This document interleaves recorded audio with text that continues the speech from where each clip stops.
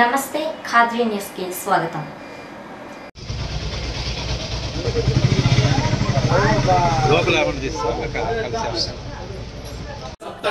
सप्तधाम प्रियाणि सप्तहोत्रा सप्तधात्वा यजन्ति सप्तयोनिरापृणस्वाकृतेन स्वाहा अग्रे सप्तवतये नमः पूर्णाहुति द्रव्यानभिगार्या ओम यो दीक्षामतिरेचयति सप्ताहं प्रचरन्ते सप्तवेशेन संज्ञा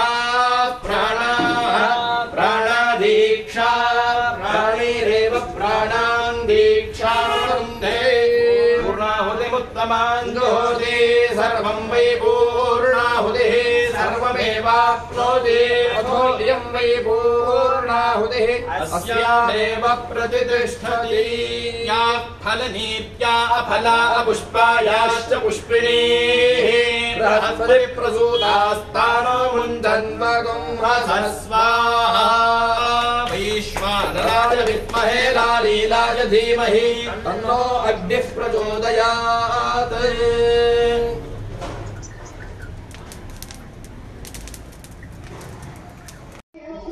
ఉందా వీడియో రాలేదా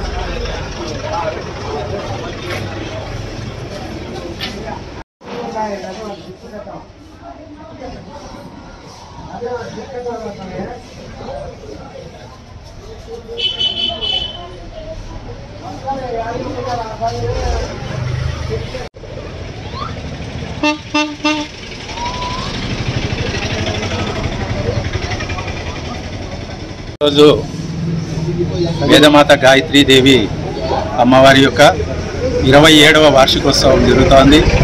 1996లో ఇక్కడ అమ్మవారిని వేణుగోపాల శర్మ అడ్వకేట్ గారు మరి ఆయన అధ్యక్షుల ఆధ్వర్యంలో ఇక్కడ ప్రతిష్ట జరిగింది.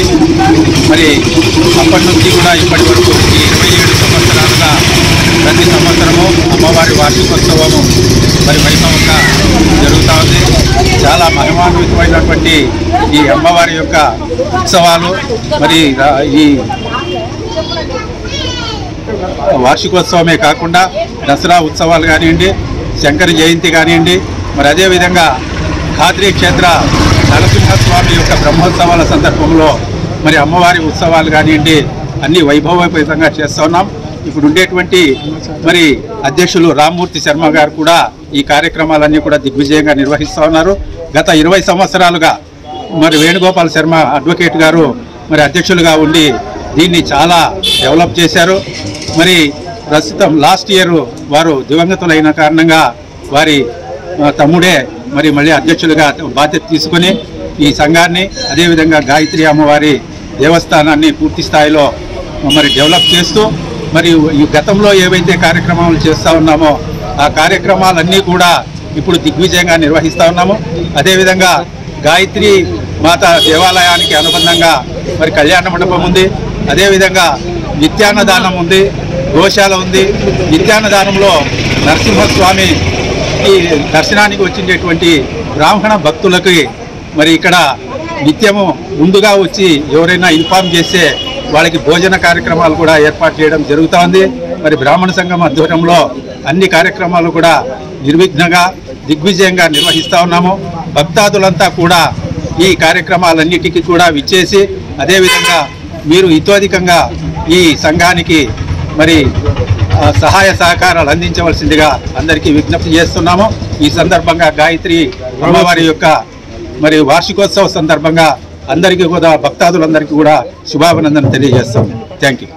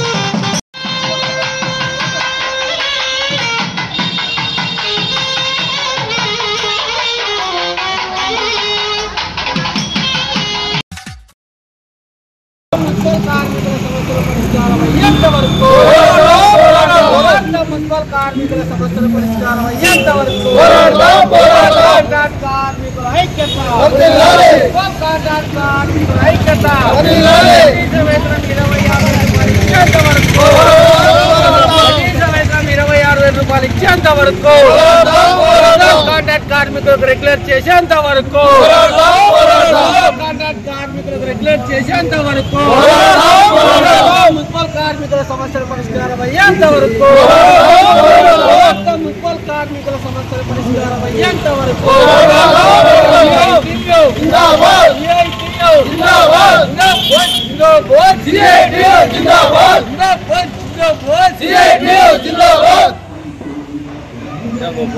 మున్సిపల్ కార్మికులు సమ్మెలోకి వెళ్ళి దాదాపుగా 5 రోజులు అవుతున్నది. ప్రభుత్వము మున్సిపల్ కార్మికుల సమస్యలు పరిష్కరించక చేతపోగా ఈరోజు విశాఖపట్నంలో రాత్రి ఆదేశాలు జారడం జరిగింది.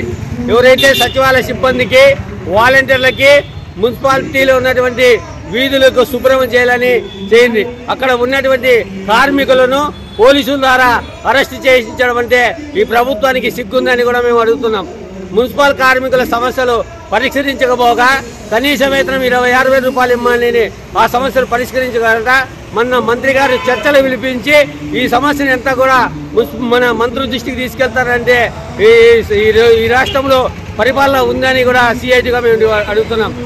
ఏ విధంగా చూసుకుంటే మున్సిపల్ కార్మికులు నగరాలు కానీ పట్టణాల్లో కానీ ఒక రాష్ట్రమంతా పరిశుభ్రంగా అంటే ముఖ్య కారకమైన పారిశుద్ధ్య కార్మికుల సమస్యలు పరిష్కరించాలంటే ఈ ప్రభుత్వం మీనవేశాలు లెక్కేస్తున్నది.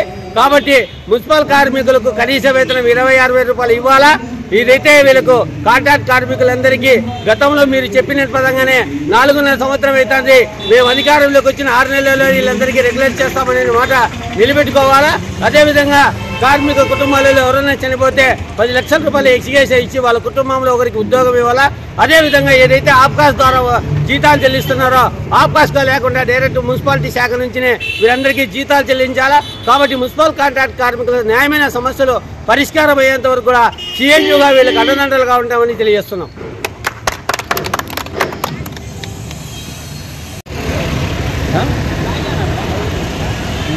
అయ్యా, కరోనా కన్నా ముందు మా పారిశుద్ధ్య కార్మికులు మేమున్నాం మేము చేస్తామని చెప్పి మాటలు ఇచ్చి కోటలు దాటినాయి. కరోనా టైంలో వాళ్ళకు సంబంధించిన వ్యక్తులే ఇసిపెట్టి వెళ్ళిపోతే మేము శానిటైజర్లు మాస్కులు బ్లౌజులు తీసుకొని పోయి రెయ్యి అనక పగలనక పారిశుద్ధ్య కార్మికులు క్షమించి అలిసిపోయినా కూడా మా ప్రాణాలు ఫలంగా పెట్టి మున్సిపాలిటీలో కరోనా వచ్చిన వాళ్ళ కుటుంబాలు కూడా ఇసిపెట్టేసి పల్లులకి ఊరులకి ఇక్కడ అని చెప్పుకోకుండా వెళ్ళిపోయినా కూడా మున్సిపాలిటీలో మేము సేవలు చేస్తూ మా పిల్లం బిడ్డలను కూడా పక్కన పెట్టి సేవల కోసమే వచ్చినాము అని చెప్పి మేము చేసుకుంటా పోతున్నా కూడా పారిశుద్ధ్య కార్మికులకి 5 రోజులు అయితేనా కూడా గవర్నమెంట్ ఎటువంటి స్పందించకపోవటం చాలా దురదృష్టకరణం. ఇది ఇంతటితో కాకోకుండా 20 దినాల్లో నా పారిశుద్ధ్య కార్మికులకు తగిన న్యాయం చేయాలని సిఐటి తరఫున పారిశుద్ధ్య కార్మికుల తరఫున మేము డిమాండ్ చేస్తున్నాము.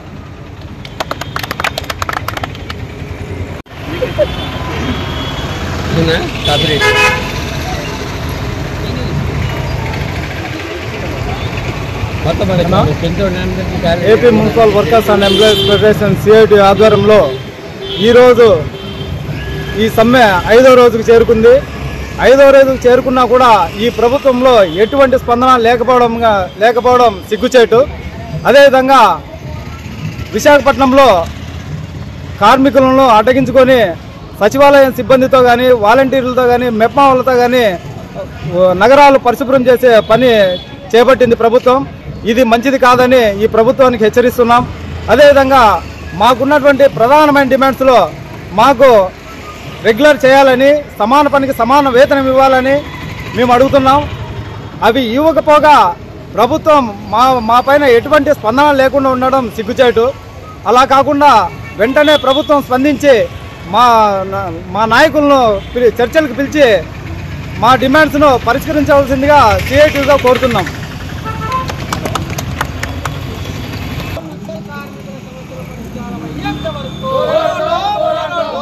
మున్సిపల్ కార్మికుల సమస్యలు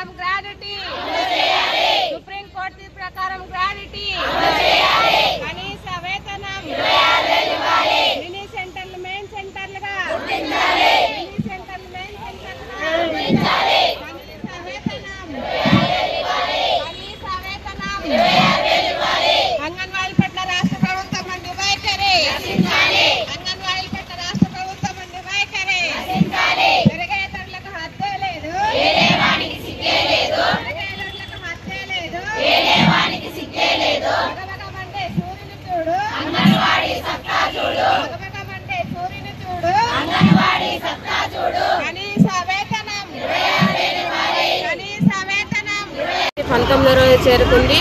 19 రోజులైనా కూడా అంగన్వాడీలందరూ రోడ్డుపైన కూర్చొని ఉన్నాము. ప్రభుత్వంలో ఎటువంటి చలనము లేదు.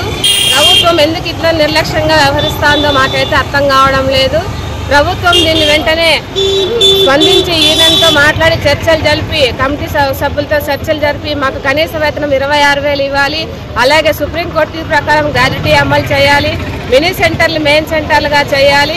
అలాగే ప్రభుత్వము ప్రత్యామ్నాయ ఏర్పాట్లు చేస్తాము అంటా ఉంది. ప్రత్యామ్నాయ ఏర్పాట్లు చేసుకోవడానికి మేమందరము వేరే ఏదైతే కాదన్న ప్రభుత్వానికి వ్యతిరేకమైతే పనిచేయడం లేదు.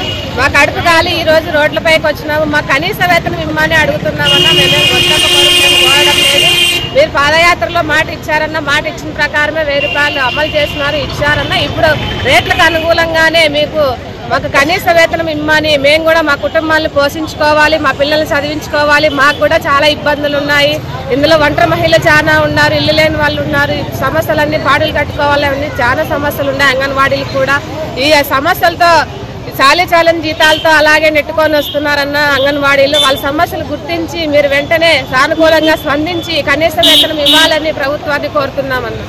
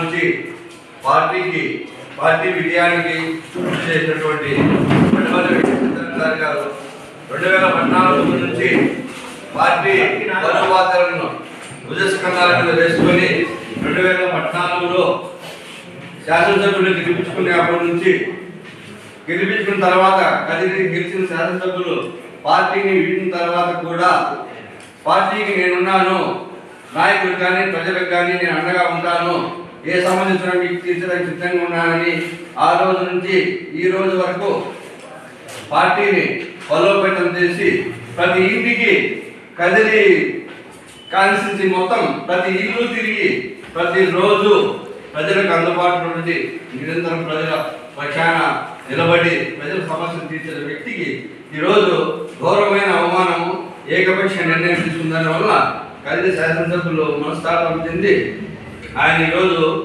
గమ్మున ఏమి చేయక కోల్పోక గమ్మున ఇంట్లో నుండి వెళ్ళిన పరిస్థితి. ఈ 10 సంవత్సరాల నుంచి పార్టీకి పనిచేసి నిరంతరము ప్రజల మధ్యలో ఉన్న వ్యక్తికి కనీసం ఒక్క మాట కూడా చెప్పకుండా సొంత నిర్ణయము ఏకపక్ష నిర్ణయం తీసుకున్న అధిష్టానానికి ఒక విన్నపం చేయదలుచుకున్నాము.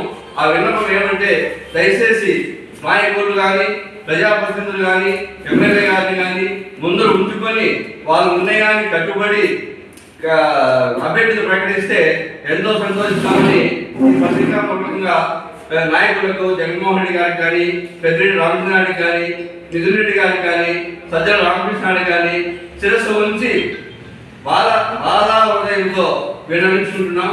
ఈ సమావేశానికి ఇచ్చేసినటువంటి ఎంపీటీసీలకు, ఎంపీపీలకు, సర్పంచులకు, వార్డు మెంబర్లకు అందరికీ ధన్యవాదాలు తెలుసుకుంటూ ఈ కార్యక్రమాన్ని నిర్వహిస్తున్నాం.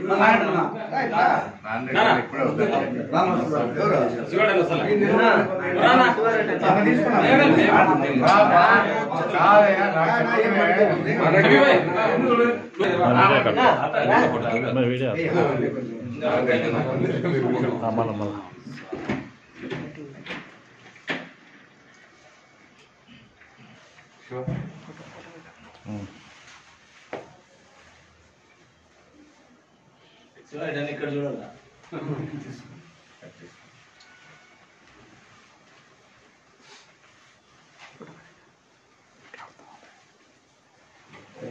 Thank you Bhai thank you జై జగన్ జై జగన్ జై జగన్